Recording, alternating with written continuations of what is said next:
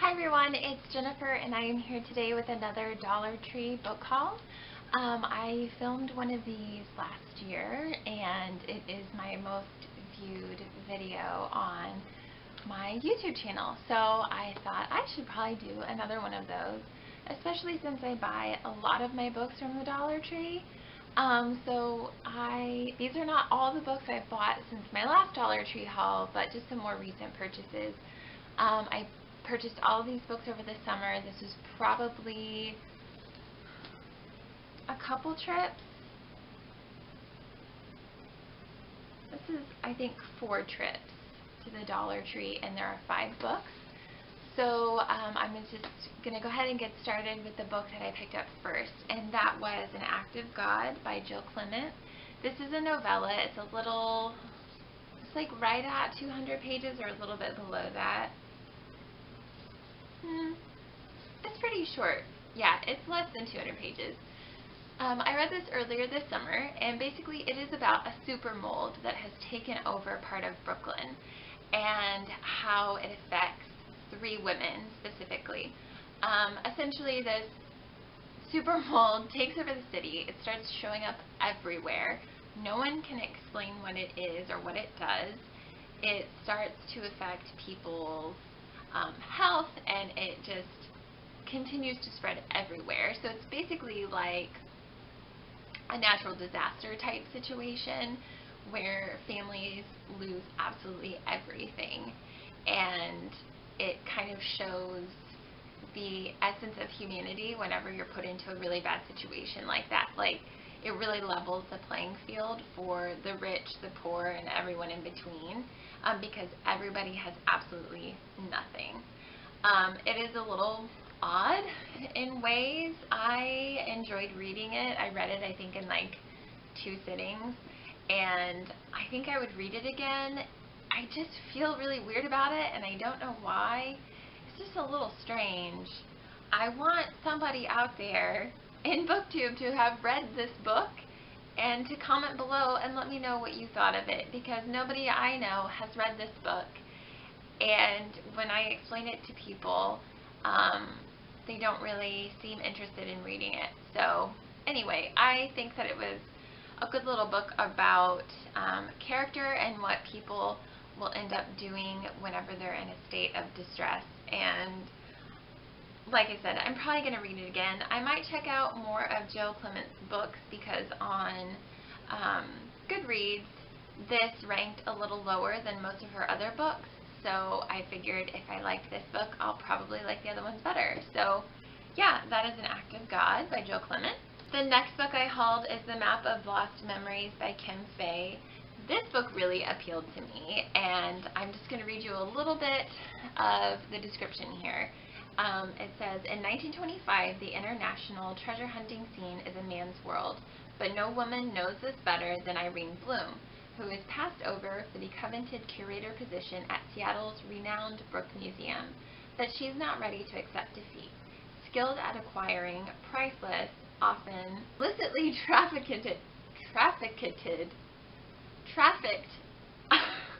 artifacts, Irene is given a rare map believed to lead to the set of copper scrolls that chronicle the lost history of Cambodia's ancient Khmer civilization. Such a find would not only restore her reputation, it would be the greatest archaeological discovery of the century. So this book is right up my alley. I love historical fiction. I especially love things that take place in the early 1900s. That's kind of the time period that I am drawn to in my reading. And I love a strong female character, and I love stuff about archaeological digs. I don't know what it is. Like, The Mummy is one of my all-time favorite movies. I wanted to be an archaeologist when I was a kid. That obviously didn't happen, but that was just always a dream of mine. So whenever I saw this book and read the sleeve, I was like, yeah, I gotta pick that up. The next book I'm really looking forward to, I was always a little skeptical about reading fictional memoirs about people until I read the memoirs of Mary Queen of Scots, and I was like, okay, I like that. I just always thought that I wouldn't like people messing with actual facts and making it something else, but I did actually enjoy it. So that's why I picked up this book. It's Vanessa and Her Sister by Priya Parmar, and it is about Vanessa Bell, the painter, and Virginia Woolf, the writer. So let's see. It says, in London, 1905, the city is alight with change, and the Stephen sisters are at the forefront. Vanessa, Virginia, Toby, and Adrienne are leaving behind their childhood home and taking a house in the leafy heart of avant-garde Bloomsbury. They are bringing together a glittering circle of bright, outrageous, artistic friends who will grow into the legend and become known as the Bloomsbury Group. And at the center of this charmed circle are the devoted, gifted sisters, Vanessa the painter and Virginia the writer. So yeah, I'm looking forward to this book. There's something really irritating about the cover though. So at first glance, I was like, oh, what a pretty cover, right? But then you look at this girl, and she has like multiple ear piercing holes. And you're like, okay, first of all, if this is supposed to be Virginia Woolf in 1905, she probably didn't have her ears pierced, and she probably didn't have multiple ear piercings. I just feel like that could have been easily taken out with Photoshop. I feel like that just takes away from the cover, but I don't know. Do you guys get irritated by little things like that? I feel like if you go to the effort to write a novel and to get it published and to have a beautiful cover made, that you would just want it to be perfect, right? I don't know. Maybe I'm being a little harsh. But that's how I feel. Next, this is part of a series of books that I have not read, and it is not the first book in the series, but with mystery series, I feel like they can be read out of sequence. I don't know. What do you guys think about that? Do you read, like, you know those mystery series that come with just tons of books where there's like 20, 25 in a series and they just keep coming and keep coming and keep coming? Like, do you feel like they have to be read in sequence? I think it's obviously better if you read them in sequence, but I don't think it's necessary. So anyway, that is why I picked up this book. It is part of the William Monk novel series, and it's called Blood on the Water by Anne Perry. And it takes place in London. Let me see here.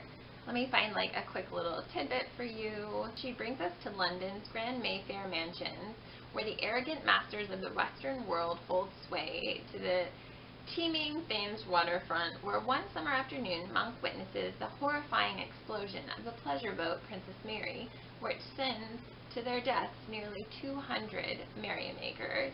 This tragedy is no accident. As commander of the river police, Monk should have handled the case, but the investigation is turned over to the commissioner of the Metropolitan Police. An Egyptian man is swiftly caught, tried, and sentenced to die, but almost as quickly, Monk presents evidence that though this man is a nasty piece of work, was elsewhere at the time of the blast. The investigation now is in a complete disarray and is hastily turned over to Monk. I just eat up mystery novels like this, especially like historical fiction mystery. I just absolutely love it. It is my junk food. Like, I can't put it down. I crave it, and it is embarrassing how much of it I read. So yeah, looking forward to this. And then the last book I have talked about so much on my channel. It was one of the books that I used during Booktubeathon for the challenge, a book I bought because of the cover, and that is Divisionist. And yeah, I'm still reading this book. I am not going to talk about it too much, just because if you watched any of my other videos, you've probably already heard me talk about it several times.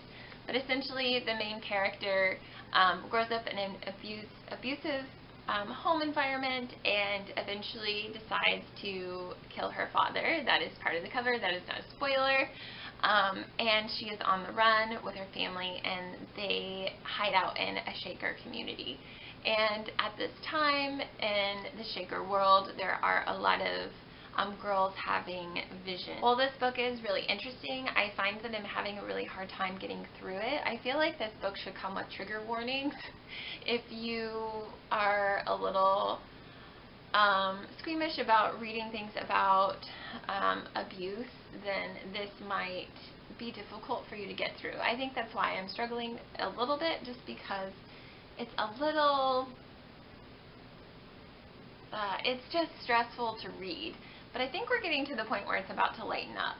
So I'm hoping that a good chunk of the novel isn't necessarily about her abusive home life, but more about the visions, and starts to get a little more interesting in that way. So yeah, I will definitely keep you guys up to date about this book, and when I finish it, if you would like a review, I will give one. So anyway, those are all the books that I picked up this summer from the Dollar Tree. I hope you guys are having a wonderful day, and I will see you soon with another video. Bye!